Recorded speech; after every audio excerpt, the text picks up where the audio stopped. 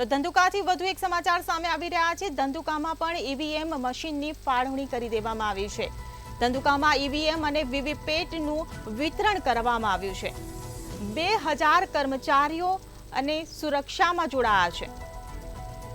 તો 2.74 લાખ મતદારો પોતાના મતાધિકારનો આવતીકાલે ઉપયોગ કરશે, જેમાં 7 મહિલા બૂથ તૈયાર કરી દેવામાં આવ્યા છે।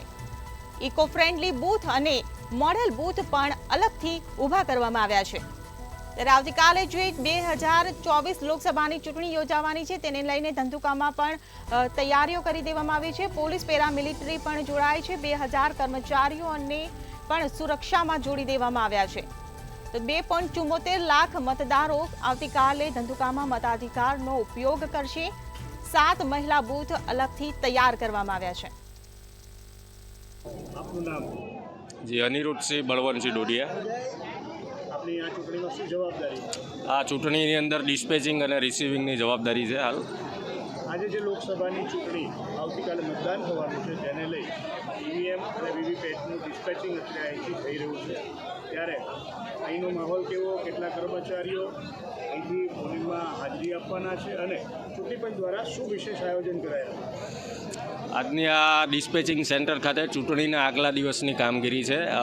તમામ વ્યવસ્થા અહીંયા આગળ ખૂબ જ કોઈને અગવડતા ન પડે એ પ્રમાણે ગોઠવવામાં આવી છે। હાલ બધાને ઓર્ડર મળી ગયેલ છે।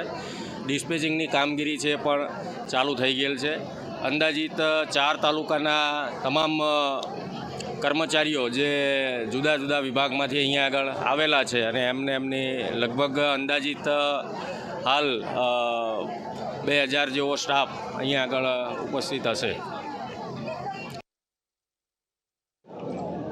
લોકશાહીનો મહાપર્વ ચાલી રહ્યો છે ત્યારે સુરેન્દ્રનગર લોકસભા મત વિસ્તારની ધંધુકા વિધાનસભા બેઠકમાં આજે ઈવીએમ અને વીવીપેટના વિતરણ માટેની તૈયારીઓ ચૂંટણી પંચ દ્વારા શરૂ કરી દેવામાં આવી છે।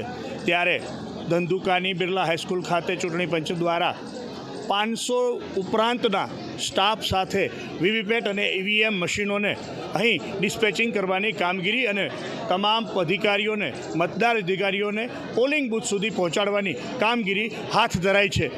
ધંધુકા વિધાનસભા ક્ષેત્રમાં 2,78,000 ઉપરાંત મતદારો છે, જ્યારે 283 મતદાન મથકોનું પણ અહીંયા આયોજન કરવામાં આવ્યું છે, જેમાં 81 મતદાન મથકો સંવેદનશીલ અને અતિ સંવેદનશીલ તરીકે ઘોષિત કરવામાં આવ્યા છે।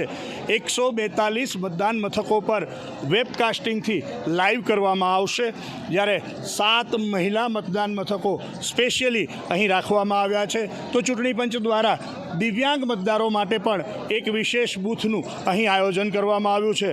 એક બૂથ મોડેલ બૂથ તરીકે પણ પ્રસ્થાપિત કરવામાં આવ્યું છે, ત્યારે એક બૂથ ઇકો ફ્રેન્ડલી પણ અહીં બનાવવામાં આવ્યું છે। ત્યારે 1300 ઉપરાંત સુરક્ષાકર્મીઓની આ સમગ્ર ચૂંટણીમાં શાંતિપ્રિય પ્રક્રિયા થાય તે માટે જવાબદારી રહેશે, જેમાં પોલીસ કર્મચારીઓ છે, પેરામિલિટરી ફોર્સ છે, આ તમામ જવાનો બૂથની સુરક્ષા કરશે અને શાંતિપૂર્ણ મતદાન થાય તેના માટેના પ્રયત્નો કરવાના છે। ત્યારે હાલ ધંધુકા ખાતે ધંધુકા વિધાનસભા મત વિસ્તારની તમામ ચૂંટણીની પ્રક્રિયાનો પ્રારંભ કરવામાં આવી રહ્યો છે। અંતિમ દોર છે અને તમામ પ્રિસાઇડિંગ ઓફિસર્સ અને પોલિંગ ઓફિસરો હવે અહીંયા ધંધુકા ખાતેથી અત્યારે પોતપોતાના બૂથ તરફ રવાના થનાર છે। હરિઓમ સોલંકી, મંતવ્ય ન્યૂઝ, ધંધુકા।